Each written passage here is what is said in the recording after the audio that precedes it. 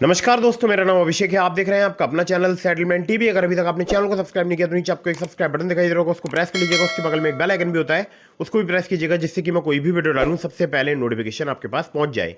दोस्तों, आज की इस वीडियो में मैं आपको बताने वाला हूं फेक लोन ऐप हैरेसमेंट 2024 के बारे में एक बहुत ही जरूरी बात। अब ये मैं हैरेसमेंट 2024 क्यों कह रहा हूं, क्योंकि आज की वीडियो बहुत ही इंपॉर्टेंट है। अगर आप किसी फर्जी लोन एप्लीकेशन से परेशान हैं, आपने किसी 7 डेज वाली लोन एप्लीकेशन से लोन ले लिया है और वो लोन एप्लीकेशन आपको बहुत ज़्यादा हैरेसमेंट कर रही है, या उनके पाकिस्तानी रिकवरी एजेंट्स आपको बहुत ज़्यादा हैरेस कर रहे हैं, और आपने अगर सारा लोन चुका दिया है, मतलब सारा लोन आपने पे कर दिया है, आपको और भी ज़्यादा परेशान कर सकते हैं पाकिस्तानी रिकवरी एजेंट्स। कैसे? तो आज की इस वीडियो में मैं आपको यही बताऊंगा, ठीक है।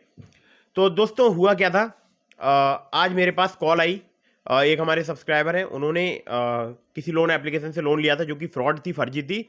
7 डेज का लोन प्रोवाइड कराने वाली एप्लीकेशन थी। उस एप्लीकेशन का लोन सिविल में शो नहीं होता है, और मतलब कुल मिला के टोटली एकदम फ्रॉड एप्लीकेशन थी। पहले प्ले स्टोर में मौजूद थी, अब प्ले स्टोर में मौजूद नहीं है, ठीक है।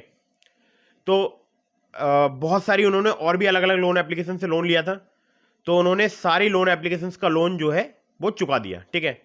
और दुख की बात यह है कि उन्होंने लोन जो चुकाया था उसके लिए उन्होंने अपने एसेट्स भी बेच दिए, जैसे कि उनके पास गोल्ड चेन थी वो भी मतलब बेच दी, ठीक है। इसके अलावा उन्होंने अपनी गोल्ड रिंग भी बेच दी, और बहुत सारे उनके जो ब्रेसलेट्स वगैरह थे गोल्ड के, वो उन्होंने बहुत सारी चीज़ें बेच दी, ठीक है। इस बात का मुझे पर्सनली भी बहुत ज़्यादा दुख हुआ ये सब सुनकर कि लोग जो है इन लोन एप्लीकेशंस का, यानी फ्रॉड लोन एप्लीकेशंस का लोन चुकाने के लिए ये सब कुछ भी कर रहे हैं, ठीक है। तो बहुत सारे लोगों के घर, मकान, दुकान, प्रॉपर्टी सब कुछ बिक चुका है।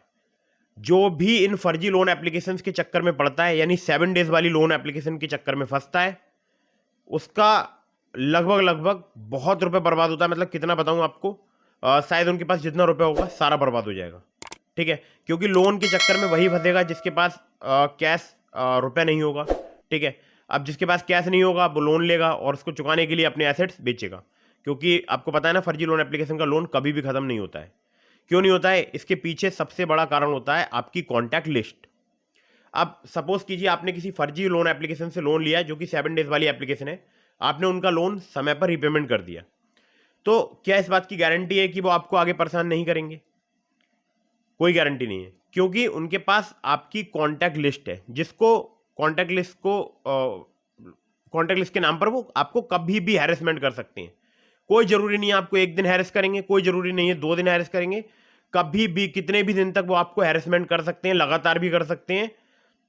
कुछ लोग तो आपको पता ही कि आजकल हमारे बीच में, मतलब आजकल क्या, अब हमारे बीच में नहीं है, बहुत सारे हमारे ऐसे सब्सक्राइबर्स हैं जो कि हमें अपनी बहुत दुख भरी कहानी सुनाते हैं, और कुछ लोग इस दुनिया में ही नहीं है अब, ठीक है। उसका रीज़न क्या है? ये फर्जी लोन एप्लीकेशंस, इन्होंने इतना ज़्यादा प्रताड़ित किया कि इंसान जो है वो अब अवेलेबल ही नहीं है, ठीक है। तो मैं आप लोगों की अवेयरनेस के लिए वीडियो बना रहा हूँ। अगर आपने किसी भी फर्जी लोन एप्लीकेशन से लोन ले लिया है, चाहे 1 रुपये का लिया हो, चाहे 1000 रुपये का लिया हो, चाहे 2000 रुपये का लिया हो, ठीक है। ये क्या करेंगे, ये आपको अगर 2000 का लोन देंगे या प्रोवाइड कराएंगे, तो आपसे 3500 रुपये लेंगे, 4000 रुपये लेंगे, ठीक है। अगर 4000 का प्रोवाइड कराएंगे तो 8000 के समथिंग रुपये लेंगे आपसे। बाकी जो है प्रोसेसिंग फ़ी के नाम पे ये काट लेते हैं, ठीक है। जैसे कि अगर आपका 4000 का लोन इन्होंने अप्रूव किया, तो ये क्या करेंगे, आपसे प्रोसेसिंग फ़ी के नाम पर और तमाम पता नहीं कौन कौन से चार्जेस के नाम पर 1500 रुपये काट लेंगे, या लगभग 1500 रुपये आपसे डिडक्ट कर लेंगे लोन अमाउंट में से, ठीक है।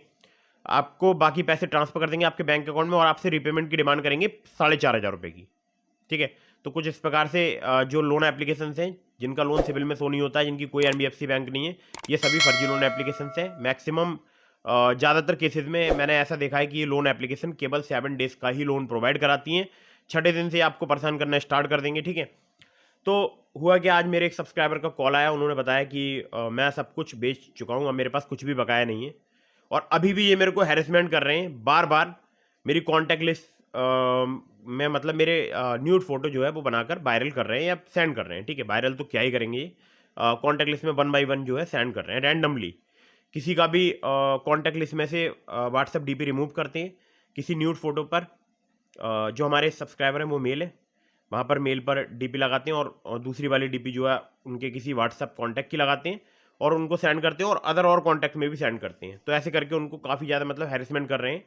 तो मैंने उनको बताया कि आपको सबसे पहले पुलिस कंप्लेंट रजिस्टर करानी है, और ये अगर आपके साथ भी ऐसा कुछ हो रहा है या आपने किसी फर्जी लोन एप्लीकेशन से लोन ले रखा है, आपको हैरेसमेंट किया जा रहा है, तो तत्काल आप पुलिस कंप्लेंट रजिस्टर कराओ। ठीक है, यही मैंने उनको राय दी थी कि पुलिस कंप्लेंट रजिस्टर कराओ, कंप्लेंट की कॉपी स्टेटस पर लगाओ, और सभी को एक एक कंप्लेंट की कॉपी जो है वो फॉरवर्ड कर दो। मतलब आपने जो भी स्नैप लिया है मान लीजिए मैंने एक कंप्लेंट रजिस्टर कराई, ठीक है, मैं आपको एग्जांपल के तौर पे बताता हूँ। ये एक कंप्लेंट की कॉपी है, ठीक है, ऐसे समझिएगा, ये कंप्लेंट की कॉपी है। मैं क्या करूँगा, मैं इसका एक स्नैप यानी फोटो लेकर अपने व्हाट्सएप स्टेटस पर लगा दूंगा। ठीक है, तो इससे क्या होगा, मेरे ओवरऑल सभी कॉन्टैक्ट को जो भी स्टेटस मेरा सीन करेंगे उनको तो पता चल ही जाएगा। बाकी मैं पर्सनली सबको सेंड भी कर दूंगा, इसका ये जो इमेज है इसको सेंड कर दूंगा, तो सबको पता चल जाएगा कि मेरे साथ में किसी प्रकार का फ्रॉड हुआ है। इससे मुझे बहुत सारे बेनिफिट्स होंगे कि एक तो मैं उनका रिपेमेंट नहीं करूंगा फर्जी लोन एप्लीकेशंस का, फिर चाहे वो मेरे फोटो बनाकर भेजें या कुछ भी करें। ठीक है, क्योंकि ऑलरेडी सबको पता होगा कि मेरे फ़ोन को हैक किया गया है। ठीक है, क्योंकि मैंने पुलिस कंप्लेंट रजिस्टर करा दी। कंप्लेंट जो आप कराएंगे पहले वो समझिएगा आपको कैसे करानी है। आपको कंप्लेंट में पूरी बात लिखवानी है कि मैंने इस सोर्स से जो है एप्लीकेशन डाउनलोड की थी। अगर आपको कहीं ऐड दिखाई दिया है, आपने किसी ऐड पर क्लिक करके एप्लीकेशन डाउनलोड की है, या आपने प्ले स्टोर से की है, या बहुत सारे आपको पता है ना आजकल तो इंस्टाग्राम पर, फेसबुक पर बहुत लुभावने विज्ञापन चल रहे हैं, तो आपने वहाँ से किया है, या आपने खुद से प्ले स्टोर में सर्च करके किसी एप्लीकेशन को डाउनलोड किया है, या आपने गूगल पे सर्च करके किया है, ये आप पूरी बात एकदम डिटेल में लिखवाएंगे। पुलिस जो भी आप कंप्लेंट कराएंगे उस कंप्लेंट में आप लिखवाएंगे कि मैंने लोन लिया था, तब मुझे ये नहीं पता था कि ये लोन एप्लीकेशन फ्रॉड है या फर्जी है। ठीक है, और ये भी लिखवाना क्योंकि भारत में लोन प्रोवाइड कराने के लिए किसी भी एप्लीकेशन को एनबीएफसी या बैंक रजिस्टर्ड होना अनिवार्य है। ये लोन एप्लीकेशन एनबीएफसी या बैंक रजिस्टर्ड एप्लीकेशन नहीं थी। ठीक है, मुझे ज्ञात नहीं था, तब नियम और कायदे मुझे नहीं पता थे, तो मैंने इनसे लोन अप्लाई कर दिया, और अब ये लोग मेरे आधार कार्ड पैन कार्ड का मिसयूज कर सकते हैं, और मुझे हैरेसमेंट भी कर रहे हैं। मेरे फोटो मॉब फोटो बनाकर मेरी कॉन्टैक्ट लिस्ट में भेज रहे हैं, जिससे कि मुझे काफ़ी ज़्यादा असुविधा हो रही है। तो कृपया करके आप इनके खिलाफ कार्रवाई करने का कष्ट करें, और मुझे डर है कि ये लोग मेरा आधार कार्ड पैन कार्ड का मिसयूज भी कर सकते हैं। इतना आपको सिंपल मतलब लैंग्वेज में अपने हिसाब से मैंने आपको केवल एक फॉर्मेट के तौर पर बता दिया है। इस हिसाब से आप जो है टाइम और डेट वगैरह वो सब डालकर एक कंप्लेंट रजिस्टर करा देना। ठीक है, कंप्लेंट की कॉपी स्टेटस पर लगाना और अपने सभी कॉन्टैक्ट में सेंड कर देना। उसके बाद कुछ दिनों के लिए मोबाइल फ़ोन कर लो स्विच ऑफ, 10 से 15 दिन, 20 दिन। उसके बाद ये ऑटोमेटिकली आपको भूल जाएंगे, क्योंकि इनके पास आप ही नहीं हो इकलौते कस्टमर, बहुत सारे कस्टमर्स हैं। अब मैंने यहाँ पर, जैसा कि आपने थंबनेल पर देखा, मैंने लिखा है पाकिस्तानी रिकवरी एजेंट्स। मैं आपको एक बार दोबारा से बता देता हूँ। तो यहाँ लिखा है मैंने, अब तो और ज़्यादा परेशान कर रहे हैं पाकिस्तानी रिकवरी एजेंट्स। तो ये पाकिस्तानी रिकवरी एजेंट्स हैं, इनको लगता है कि इंडिया में लोग बेवकूफ़ हैं। ठीक है, और इंडिया में बहुत पैसा है और ये कितना भी लूट सकते हैं, इनको ऐसे ही लगता है।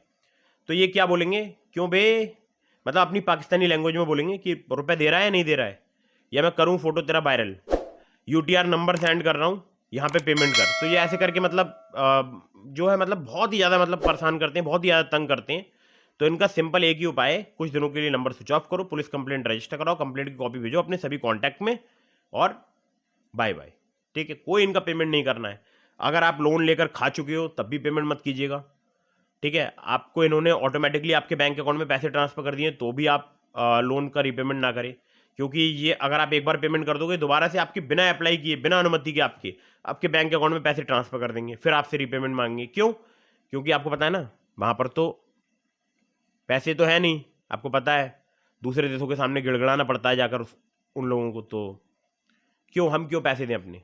ठीक है, कोई पाकिस्तानी रिकवरी एजेंट आपके पास कॉल करे, कोई पैसा देने की जरूरत नहीं है। कुछ दिनों के लिए नंबर स्विच ऑफ करो।